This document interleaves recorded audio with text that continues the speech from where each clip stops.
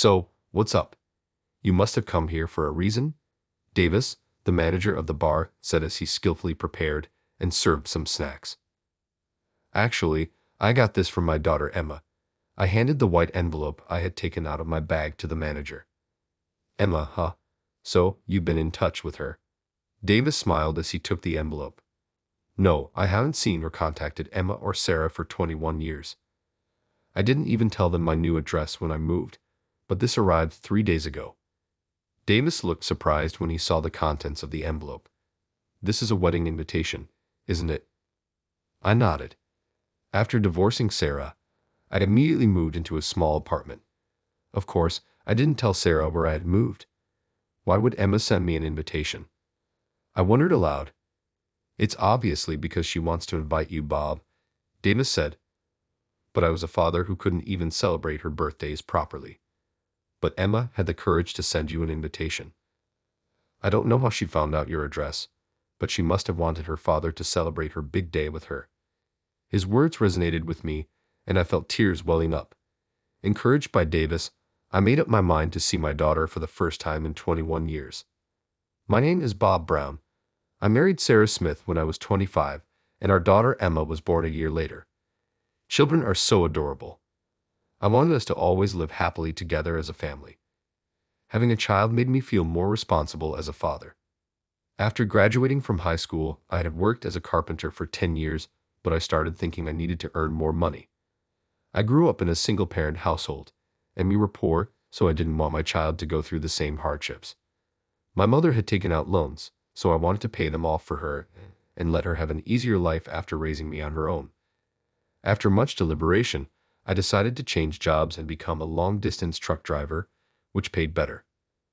As a long-distance truck driver, it wasn't uncommon to be away from home for 3 to 4 days at a time, but back then, I worked relentlessly, pushing myself a bit for the sake of my family's happiness. However, my actions seemed to differ from the happiness Sarah had envisioned. Welcome back. Yesterday, Sarah would happily talk to me about Emma when I came home after my long absence, but at the time, I had no idea how Sarah felt. Look, I'm working hard for the family, so at least let me get some rest when I'm home. I'll listen to your story when I wake up. I would head straight to the bedroom when I got home.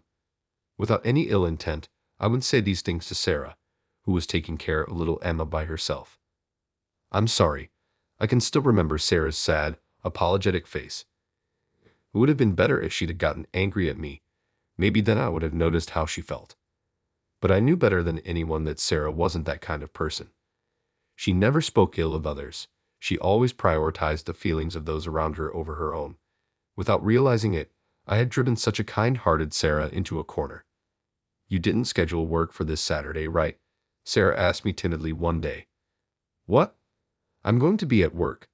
I leave on Friday and come back here on Monday. Why, is there something on Saturday? Sarah hung her head when she heard my words. It's Emma's 4th birthday. When Sarah told me, I finally realized that this Saturday was Emma's birthday. Sorry, I'll take Emma shopping next week and get her whatever she wants.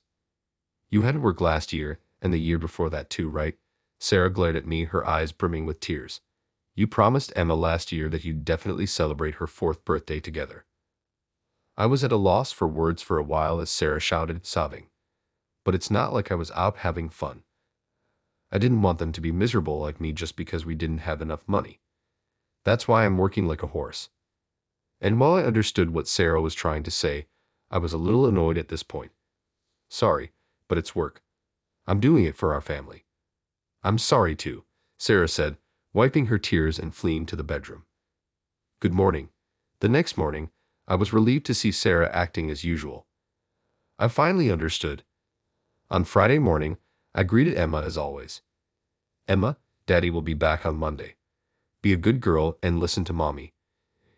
If I mentioned her birthday, she would remember our promise and things would get out of hand, so I didn't mention it on purpose.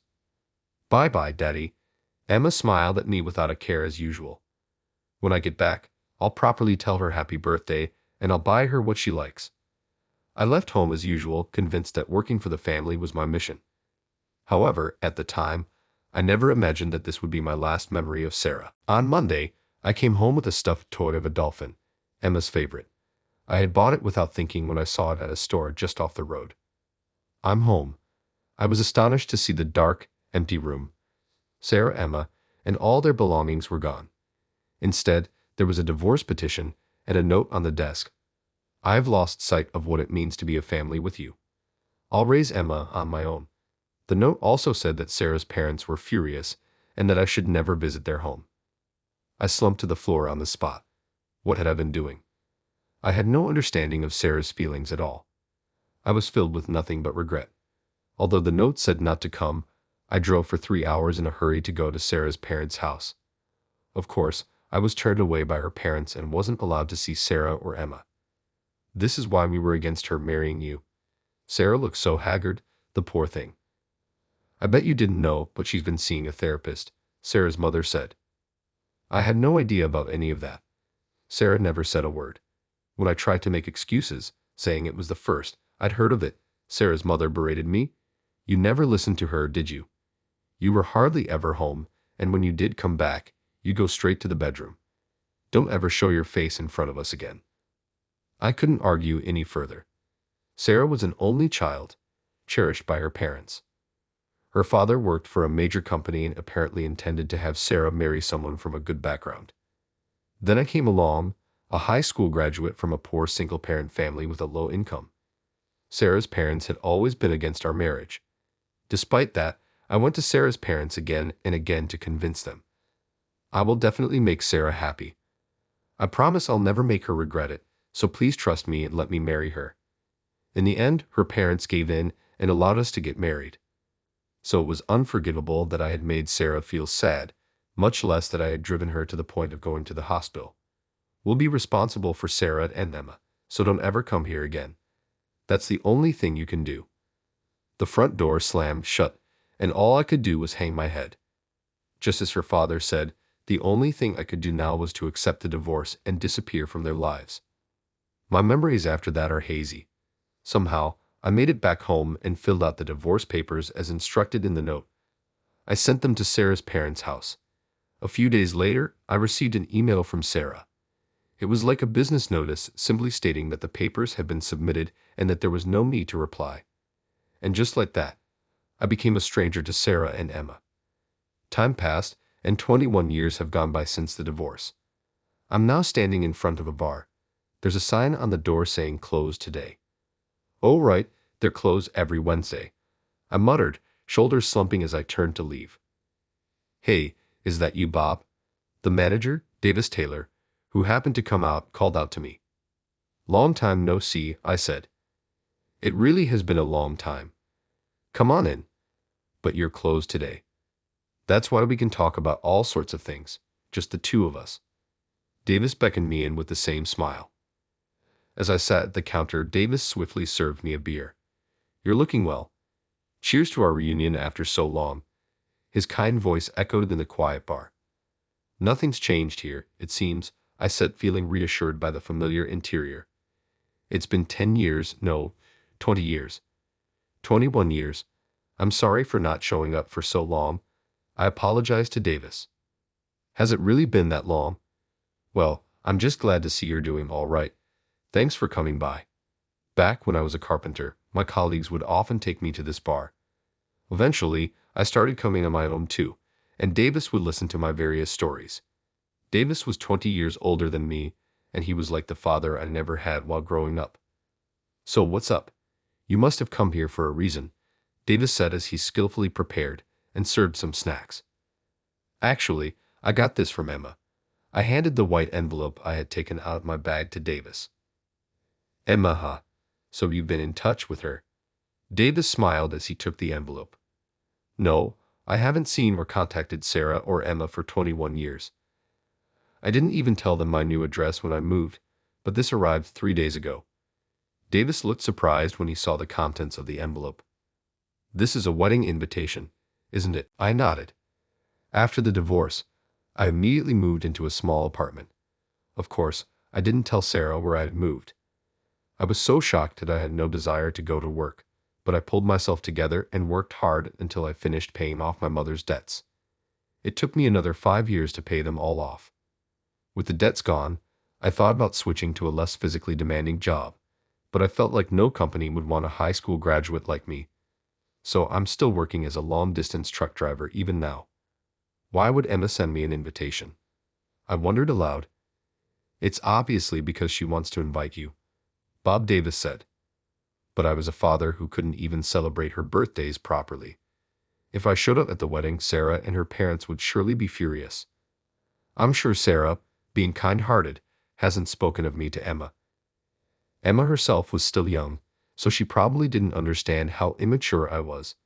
Even if Emma didn't think badly of me and actually wanted to see me, I figured Sarah and her parents still hadn't forgiven me. But Emma had the courage to send you an invitation. I don't know how she found out your address, but she must have wanted her father to celebrate her big day with her. His words resonated with me, and I felt tears welling up. By the way, do you have a new family now?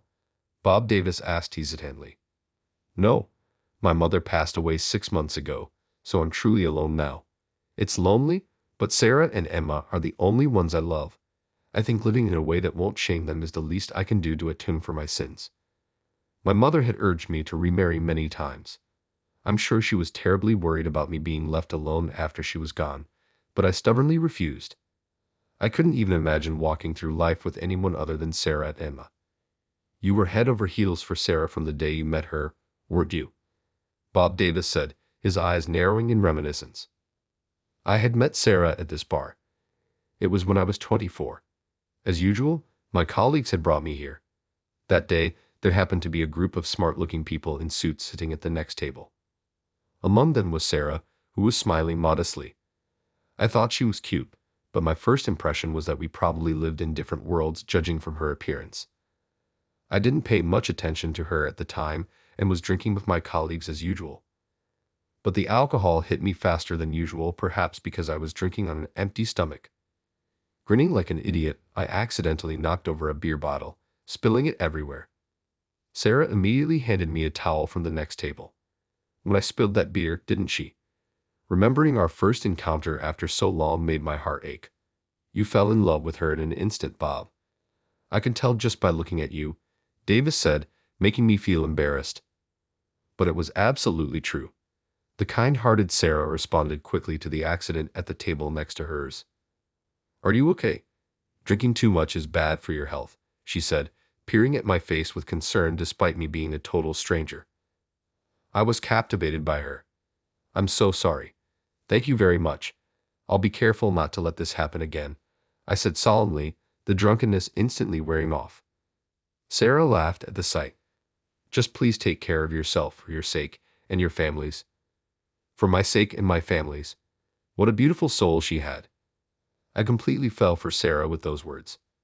After that, I started coming to the bar alone, hoping to see Sarah again. I even talked to Davis about it and had him secretly contact me when Sarah came to the bar. In this way, I gradually closed the distance between us, pretending it was just by chance. I was upfront with Sarah about myself from the start. Of course, I wanted to date her, but since I already felt like we lived in different worlds, I wanted her to tell me right away if it wasn't going to work out. However, Sarah didn't seem to mind at all that I was a high school graduate, a carpenter, and from a single-parent family. On the contrary, she justly respected me, saying things like, "You've already been working for 6 years, even though you're the same age as me. It's amazing that you became independent so early, and it's wonderful how much you care about your mother." I grew to like the pure-hearted Sarah even more, and I finally confessed my feelings to her. Sarah shyly accepted. You came to tell me the good news in person on every occasion. When you started dating, the day after you proposed, and when Emma was born. Davis said, "Well, you're like a father to me, Davis." I smiled with deep gratitude. "Oh, I just remembered. You made some kind of declaration when Emma was born, didn't you? What was it again?" I silently took out a bank book from my bag, opened it, and showed it to him. "That's right. What is this?" "Yours, Bob?" Davis asked. I silently nodded to Davis, who was wide-eyed. Davis let out a sigh and gave me a kind look. "Bob, you've already made up your mind, haven't you? Go see them and tell them how you really feel. God's given you this chance to meet them, so take it." Davis sat down next to me and put his arm around my shoulder. He continued, I think of you like a son, you know. That's why I want you to be happy. 21 years is more than enough time to take a good look at yourself, and not just for you, but for Sarah and her parents too. None of you are the same as you were that day. You've all changed. Tears spilled from my eyes. But maybe Sarah's remarried. I voiced my concern. It had been 21 years. There was a good chance of that. Sarah was so kind and charming, there's no way the men around her would have left her alone. Plus, there was a possibility she had remarried some wonderful guy from a good background, someone her father would approve of. Would it bother you if Sarah was remarried? Davis asked. No, it wouldn't. Raising a child alone is tough, and if Sarah's remarried and happy now, that's enough for me. But how would I react if I actually saw her looking happy with her new husband? I was scared of that. I might break down crying. I might turn away. At the end of the day, I'm still a weak man. When I confided my anxieties to Davis, he gently rubbed my back. Even if Sarah's remarried, you're still Emma's real father. That's why Emma invited you. For these past 21 years, I bet your feelings for them have been stronger than anyone else's. So be confident. But tell them how you feel now, and make sure you give them this. Davis made me grip the bank book. He also quietly placed the invitation and a pen in front of me. When I looked at Davis, he nodded firmly. I'd hesitated for a while, but then I made up my mind and picked up the pen with a pounding heart. I checked the attending box. 2 months later, I was standing in front of the gate of the wedding venue. For this day, I bought a suit for the first time in my life, had my hair done, and shaved thoroughly so that Emma would not be embarrassed. I had made it this far, but my feet wouldn't move any further. The staff member, perhaps wondering what was up with me, came over. Do you have a wedding invitation? Yes, I do. I timidly showed the envelope containing the invitation. The staff member looked at my name written on it, widened her eyes for a moment, then smiled. Congratulations on this special day. I heard about you from Emma. Right this way, please. I followed the staff member and found myself in the waiting room for the bride and groom. Emma asked me to bring you here. Please go on in. Beyond this door, Emma's waiting. My heart was pounding so hard I thought it might fly out of my chest, but encouraged by the staff member, I knocked. Yes, come on in. I braced myself and opened the door.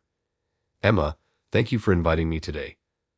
I tried to say the words I had been thinking about all this time, but I choked up halfway through because 25-year-old Emma looked just like Sarah used to, and because Emma, in her wedding dress, was so beautiful, like a goddess. I had barely spent any time with Emma. I was a father in name only, but even so, my daughter's wedding overwhelmed me with emotion, and before I knew it, I was crying. Dad, you came. Emma's eyes also welled up with tears when she saw me.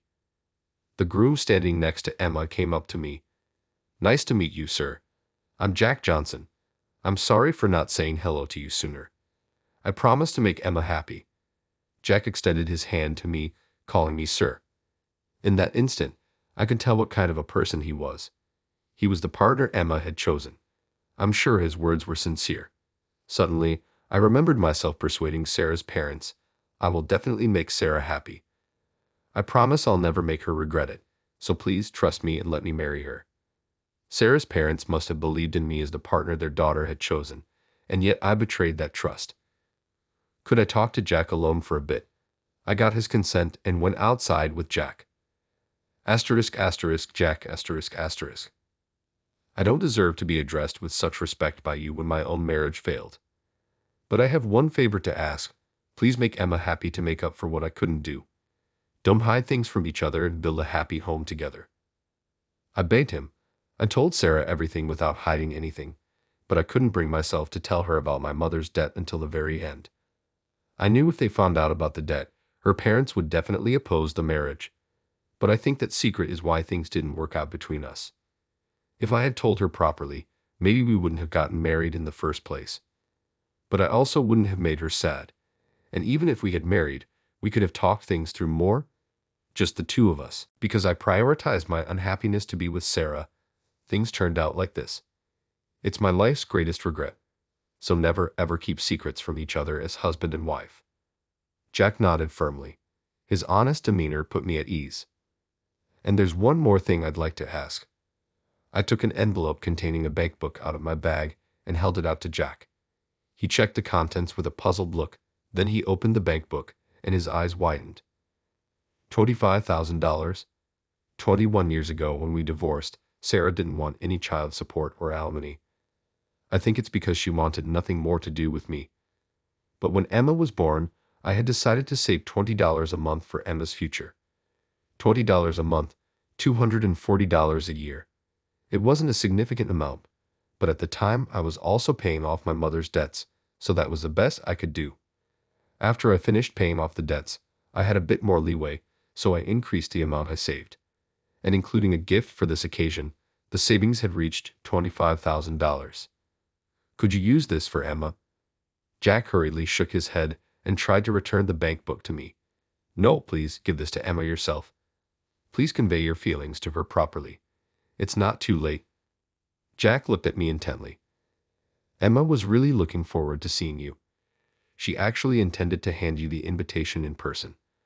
She even went all the way to your house, but in the end, she couldn't muster the courage and just left it in your mailbox. Looking at the envelope containing the invitation, I saw that indeed there was no postmark on the stamp. Really? But how did Emma know my address?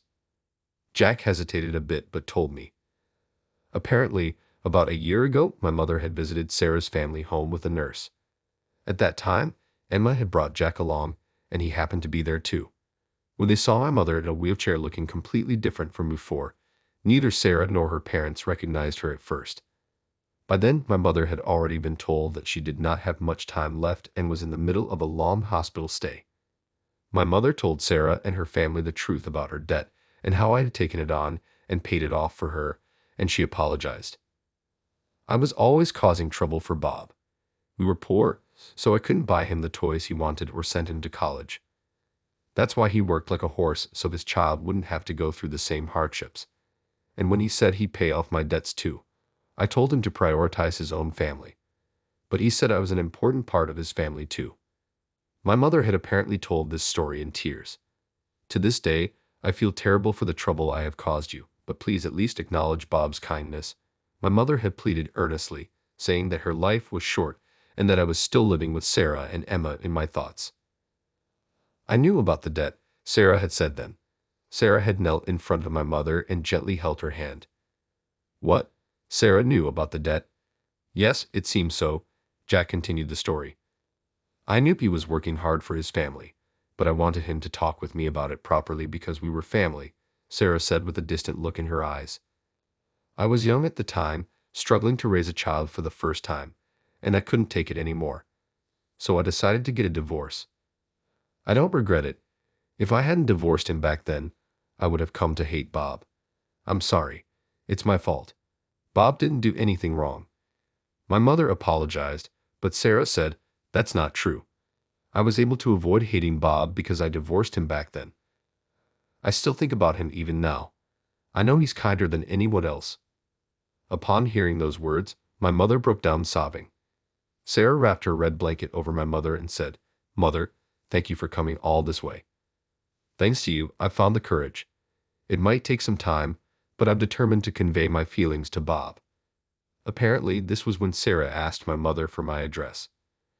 Come to think of it, at some point, my mother started treasuring this red blanket. I can't believe it was actually Sarah's.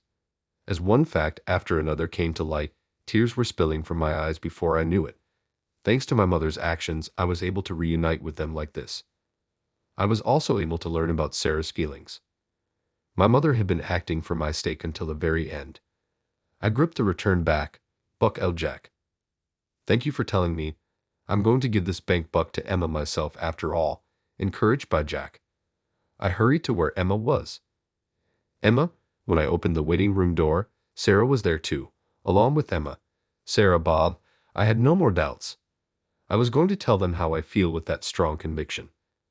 I clenched my fist and cried out, Sarah, Emma, I'm so sorry for these past 21 years. All I could do was wish for your happy. I thought I had no right to see you, but I thought about you too more than anyone else. Thank you for inviting me here today. Thank you so much. 21 years worth of feelings came pouring out. Now over 50 years old, my face was a mess with tears. Seeing me like that, Sarah and Emma laughed through their own tears. Bob, you hadn't changed. You cried like this in front of everyone when I accepted your proposal too. Really, Dad's such a crybaby. Listening to the casual conversation between mother and daughter, I felt how much Emma had grown. How have you been? Good, not drinking too much. Not at all. Are you cooking for yourself? I mostly have ready-made meals, but I do cook pasta every now and then. And I make fried eggs every morning. That's no different from before. Sarah and I looked at each other and laughed. It felt like the bittersweet days before we got married. You two are kind of hitting it off, Ems. So you didn't remarry? I asked Sarah hesitantly. Sarah and Emma looked at each other and burst out laughing. There's no way Mom would remarry. No matter how many times Grandpa encouraged her, she stubbornly refused. Sarah giggled. After all, Mom's number one guy is Dad, right? Sarah's face suddenly turned red, and she replied bashfully, I suppose so. Yes, that's right. I can tell you how many times I've wanted to get in touch with you, Bob, but I couldn't bring myself to do it, thinking you might have a new family. I'd never remarry. No way. You two have always been precious to me. We shared our feelings with each other. Then I approached the two of them and hugged them tightly. Thank you for coming, Dad. This is a fresh start. A fresh start here. Change into this. I am appointed to a tuxedo that they had prepared for me. Please be there as my father. But I haven't done anything fatherly. You thought about me more than anyone else, right? That's something only a parent can do. Urged by Emma, I went to change. Then I noticed the bank book in my hand. Emma, congratulations on your wedding. Please accept this. Tears spilled from Emma's eyes as she opened the bank book. The bank book with entries printed every month for 25 years. You really did think about him all this time. Sarah also peeked at the bank book, shedding tears. Thank you, Dad. I'll treasure this and use it for my family. I felt truly relieved that she accepted it. For the first time, I was able to do something fatherly for Emma. I felt like I could have a little more confidence in myself. The wedding ceremony was then carried out as planned. I had a proper talk with Sarah's parents too, and my life changed drastically in this one day. Then, a week later, I'm now standing in front of Davis's bar. Next to me are Sarah, Emma, and Jack. Davis, the manager, is like a father to me. I always make sure to tell him the good news in person at each milestone in my life. Saying this, I opened the door of the bar with great vigor. Welcome, Davis said, smiling kindly at the four of us. Davis, I'm remarrying Sarah. His eyes widened for a moment. Is that so? Congratulations. And congratulations to Em and Jack too. Yes, that's great. I'm so glad you're all happy. Davis cried with joy for us. We all looked at each other and smiled. Yes, we're so happy right now. This time for sure, we're going to spend our days happily